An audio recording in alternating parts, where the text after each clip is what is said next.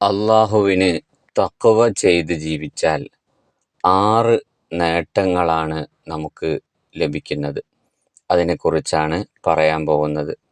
അതിനു മുമ്പ് തഖ്വ എന്നാൽ എന്താണ് എന്ന് നമ്മൾ മനസ്സിലാക്കേണ്ടതുണ്ട്. നമ്മൾ പറയാറുണ്ടല്ലോ, അയാൾ നല്ല തഖ്വ ഉള്ള ആളാണ് എന്ന് പറയാറുണ്ട്. നമുക്ക് തഖ്വ വേണം എന്ന് നമ്മൾ കേൾക്കാറുണ്ട്. തഖ്വയോടുകൂടി ജീവിക്കണമെന്ന് നമ്മൾ കേൾക്കാറുണ്ട്. എന്താണ് തഖ്വ? തഖ്വ എന്ന് പറഞ്ഞാൽ ഇംതിസാലു അവാമിരില്ലാഹി വജ്തിനാബു നവാഹിഹി. അള്ളാഹുവിൻ്റെ കൽപ്പനകൾ പാലിക്കുകയും അവൻ്റെ വിലക്കുകൾ വെടിയുകയും ചെയ്യുക എന്നതാണ് തഖ്വ. അള്ളാഹുവിൻ്റെ കൽപ്പനകൾ, അള്ളാഹു ചെയ്യാൻ പറഞ്ഞ കാര്യങ്ങൾ ചെയ്യുക. മാത്രമല്ല അവൻ്റെ വിലക്കുകൾ എന്ന് പറഞ്ഞാൽ അവൻ ചെയ്യരുത് എന്ന് പറഞ്ഞ കാര്യങ്ങൾ ചെയ്യാതിരിക്കുകയും ചെയ്യുക. അതാണ് തഖ്വ എന്ന് പറയുന്നത്. തഖ്വ 3 വിഭാഗമായിട്ട് മഹാന്മാർ തിരിച്ചിട്ടുണ്ട്. ഒന്നാമത്തത് അത്തവഖി മിനൽ അദാബിൽ മുഖല്ലദി ബിത്തബരി മിനശ്ശിർക്കി. ഒന്നാമത്തത് എന്താണ്? ഷിർക്കിൽ നിന്ന് ഒഴിവാവുക എന്നുള്ളതാണ്. എന്നിട്ട് ശാശ്വതമായ ശിക്ഷയിൽ നിന്ന് മോചനം നേടുക. ഷിർക്ക് എന്ന് പറഞ്ഞാൽ എന്താ? അള്ളാഹുവിനെ കൂടെ വേറെയും ദൈവങ്ങളുണ്ട് എന്ന് വിശ്വസിക്കുക. അത് നമ്മൾ വിശ്വസിക്കുന്നില്ലല്ലോ. നമ്മൾ ലാ ഇലാഹ ഇല്ലല്ലാ, അള്ളാഹു അല്ലാതെ ആരാധനക്കർഹൻ മറ്റാരുമില്ല എന്ന് വിശ്വസിക്കുന്നവരാണ് നമ്മൾ. അപ്പോൾ നമ്മൾ ഷിർക്ക് ചെയ്യുന്നവരല്ല. അള്ളാഹു അല്ലാതെ മറ്റൊരു ഇലാഹില്ല. അപ്പോൾ അള്ളാഹുവിനെ കൂടാതെ മറ്റ് ഇലാഹുണ്ട് എന്ന് വിശ്വസിക്കുന്നവരാണ് ആര്? ഷിർക്ക് ചെയ്യുന്നവർ.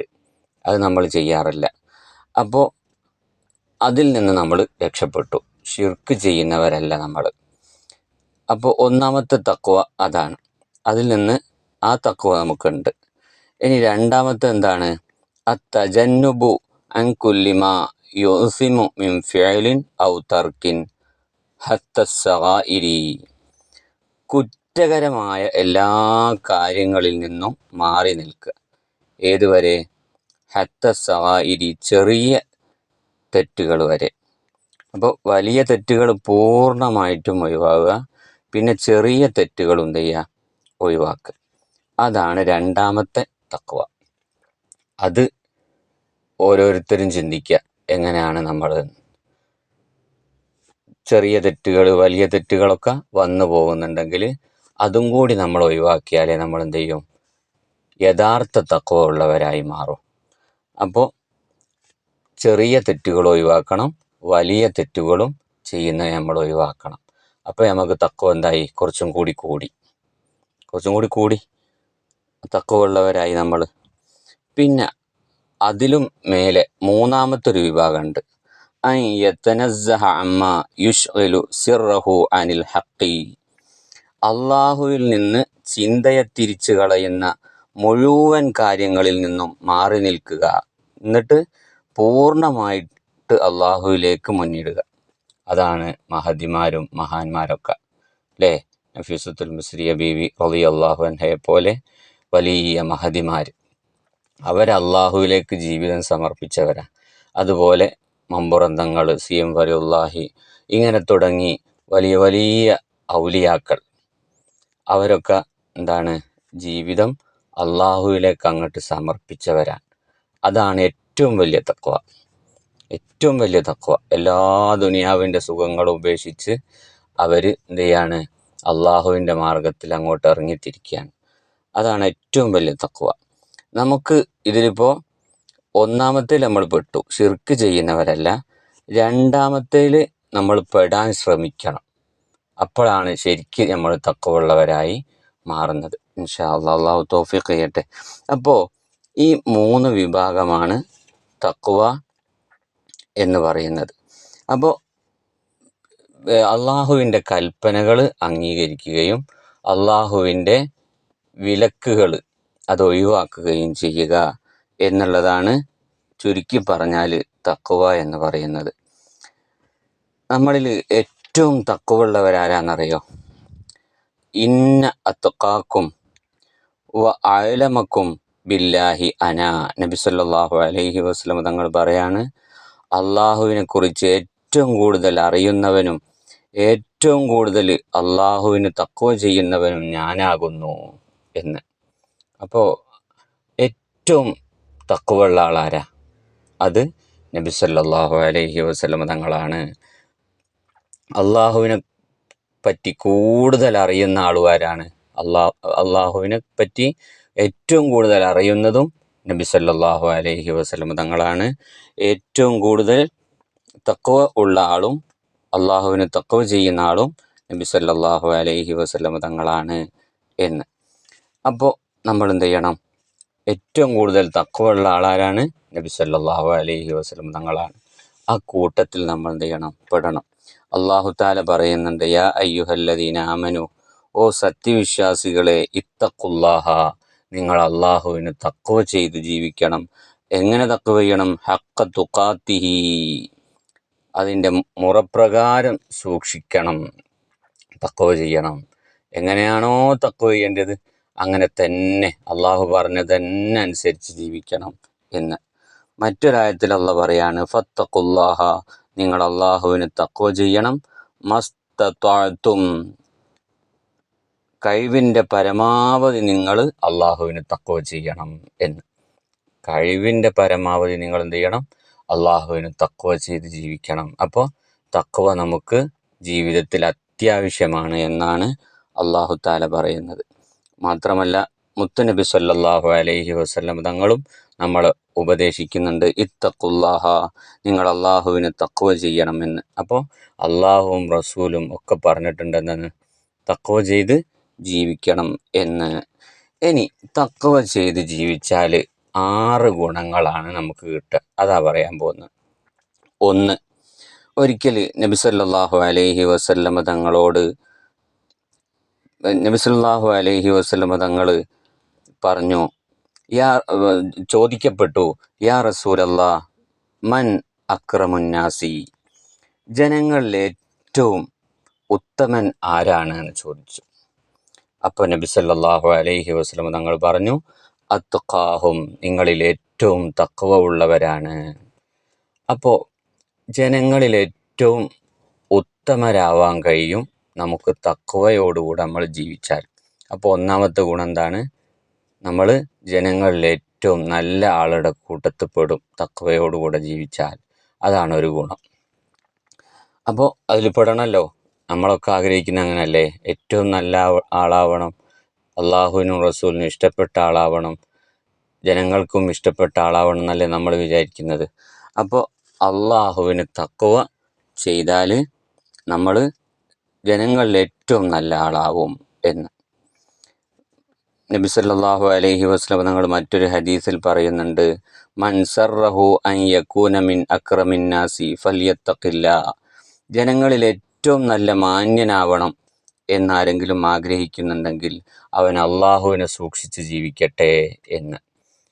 ജനങ്ങളിൽ ഏറ്റവും നല്ല ആളാണെന്ന് ഒരാൾ വിചാരിക്കുന്നുണ്ടെങ്കിൽ അള്ളാഹുവിനെ സൂക്ഷിച്ച് ജീവിക്കുകയാണ് വേണ്ടത്, തഖ്വ ചെയ്ത് ജീവിക്കുകയാണ് വേണ്ടത്.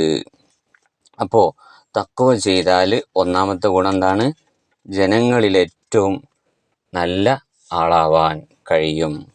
രണ്ടാമത്തെ ഗുണം എന്താണ്? വമൻ യത്തഖില്ലാഹ യജ്അൽ ലഹു മഖ്റജാ, അള്ളാഹുവിന് തഖ്വ ചെയ്ത് ഒരാൾ ജീവിച്ചാൽ അള്ളാഹു തആല അവർക്ക് തുറവടി നൽകും. എന്ന് പറഞ്ഞാൽ അള്ളാഹു തആല വലിയ വിജയങ്ങൾ നൽകും. മാത്രമല്ല വയർസുഖുഹു മിൻ ഹൈസു ലാ യഹ്തസിബ്, അവർ അറിയാത്ത മാർഗത്തിലൂടെ ഭക്ഷണം നൽകുകയും ചെയ്യും എന്ന്. അങ്ങനെ പറഞ്ഞാൽ വിചാരിക്കാത്ത മാർഗത്തിലൂടെ ഭക്ഷണം നൽകുകയും ചെയ്യും. അഥവാ ജീവിത മാർഗം അള്ളാഹു തആല എന്ത് ചെയ്യും? എളുപ്പമാക്കും. ജീവിക്കാൻ പൈസ വേണ്ടേ? ഭക്ഷണം വേണ്ടേ? അതൊക്കെ അള്ളാഹു തആല എളുപ്പമാക്കും. വലിയ വിജയങ്ങൾ അള്ളാഹു തആല കൊടുക്കും. തഖ്വയോടുകൂടെ നമ്മൾ ജീവിച്ചാൽ നമുക്ക് വലിയ പുരോഗതികൾ, വിജയങ്ങളും ഭക്ഷണങ്ങളും വിജയങ്ങളും സന്തോഷങ്ങളൊക്കെ നമുക്കുണ്ടാകും എന്ന്. മൂന്നാമത്തെ ഗുണം എന്താണ്? അള്ളാഹു താല തന്നെ പറയാണ്, തഖ്വയോട് കൂടെ ജീവിച്ചാൽ വയുകഫിർ അൻകും സയ്യിആത്തിക്കും, നിങ്ങളുടെ തെറ്റുകളെ അള്ളാഹു താല മറച്ചു കളയും, മറക്കും. അള്ളാഹു താല എന്ത് ചെയ്യും? അത് ആരെയും കാണിക്കുകയില്ല. വയഗ്ഫിർലക്കും, അത് പുറത്തു തരികയും ചെയ്യും. നമ്മൾ മുൻകാലത്ത് ചെയ്തു പോയ പാപങ്ങളൊക്കെ അള്ളാഹു താല മറച്ചു വെക്കും. മാത്രമല്ല അള്ളാഹു അത് പുറത്തു തരികയും ചെയ്യും എന്ന്. തഖ്വയോടുകൂടി നമ്മൾ ജീവിച്ചാൽ. 4-മത്തെ ഗുണം എന്താണ്? വയുഅ്ലിം ലഹു അജ്റാ. ഖുർആനിൽ അള്ളാഹു താല പറയാണ്, വലിയ പ്രതിഫലം തഖ്വയുള്ളവർക്ക് അള്ളാഹു താല നൽകും. നന്മ ചെയ്യണമല്ലോ, അതുപോലെ തിന്മ ഉപേക്ഷിക്കുകയും ചെയ്യണം. അപ്പോൾ വലിയ പ്രതിഫലമാണ് അതിന് നമുക്ക് ലഭിക്കുന്നത്. 5-മത്തേതായിട്ട് ഇന്നല്ലാഹ യുഹിബ്ബുൽ മുത്തഖീൻ, അള്ളാഹു തഖ്വ ചെയ്യുന്നവരെ ഇഷ്ടപ്പെടുന്നു. അപ്പോൾ ആ അള്ളാഹു ഇഷ്ടപ്പെടുന്നവരുടെ കൂട്ടത്തിൽ നമുക്ക് പെടാൻ പറ്റും എന്നുള്ളതാണ്. 6-മത്തെ ഗുണം എന്താണ്? ലാ യദുറുക്കും കൈദുഹും ഷൈആ, ശത്രുക്കളുടെ തന്ത്രങ്ങളിൽ നിന്ന്, കുതന്ത്രങ്ങൾ നമുക്ക് ബാധിക്കുകയില്ല. ശത്രുക്കൾ ഉണ്ടാകുമല്ലോ, ആ ശത്രുക്കളുടെ കുതന്ത്രങ്ങൾ, അവർ നമുക്കെതിരായിട്ട് ചെയ്യുന്ന കാര്യങ്ങൾ, അത് നമുക്ക് ബാധിക്കൂല തഖ്വയോടുകൂടി ജീവിച്ചാൽ. അപ്പോൾ അള്ളാഹുവിന് തഖ്വയോടുകൂടി ജീവിച്ചാൽ നമുക്ക് ശത്രുക്കൾ ചെയ്യുന്ന ഉപദ്രവങ്ങളൊന്നും ഏൽക്കുകയില്ല, നമുക്ക് ഏൽക്കൂല. അതാണ്. അപ്പോൾ തഖ്വയോടുകൂടി ജീവിച്ചാലുള്ള 6 ഗുണങ്ങളാണ് ഞാൻ പറഞ്ഞിട്ടുള്ളത്. മാത്രമല്ല നബി സല്ലല്ലാഹു അലൈഹി വസല്ലം തങ്ങൾ തഖ്വയുണ്ടാവാൻ വേണ്ടി ദുആ ചെയ്യാറുണ്ടായിരുന്നു. എങ്ങനെ? അല്ലാഹുമ്മ ഇന്നി അസ്അലുക്കൽ ഹുദാ വത്തുഖാ വൽ അഫാഫ വൽ ഗിനാ എന്ന് ദുആ ചെയ്യാറുണ്ടായിരുന്നു. എങ്ങനെ? ആ ദുആ നിങ്ങൾ ദുആയിൽ കൊണ്ടുവരണം കേട്ടോ, എഴുതി വെച്ചോളൂ. അല്ലാഹുമ്മ ഇന്നി അസ്അലുക്കൽ ഹുദാ വത്തുഖാ വൽ അഫാഫ വൽ ഗിനാ എന്ന് നമ്മൾ എന്താക്കണം? ദുആയിൽ നമ്മൾ നിസ്കാരത്തിന് ശേഷമൊക്കെ ദുആ ചെയ്യുമ്പോൾ അതിൽ ഉൾപ്പെടുത്തണം. ഇത് എഴുതി വെച്ചോളൂ.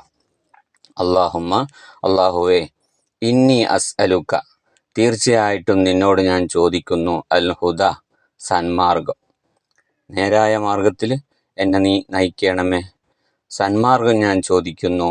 വത്തുഖാ, തഖ്വയും ഞാൻ അല്ലാഹുവേ നിന്നോട് ചോദിക്കുന്നു. ഭയഭക്തി, തഖ്വയോടുകൂടെയാണല്ലോ നമ്മൾ ജീവിക്കേണ്ടത്.